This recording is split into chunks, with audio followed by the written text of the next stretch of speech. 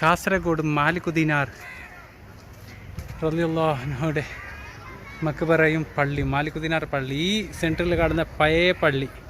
ഇത് എനിക്ക് ഓർമ്മയുണ്ട്. ഈ ബിൽഡിംഗ് എല്ലാം അപ്പുറത്തിപ്പുറത്തും ഈ പുതിയ ബിൽഡിംഗ് ആ നാട്ടിൽ മുമ്പ് ഞാൻ അടുത്തേക്ക് വന്നിട്ടുണ്ട്.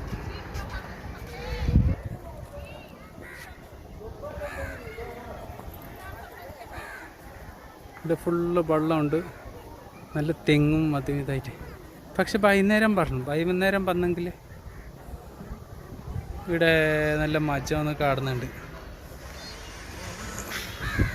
നല്ല വെയിൽ, നല്ല ചൂടെടുക്കുന്നുണ്ട്. കാസർഗോഡ് മാലിക് ദിനാർ.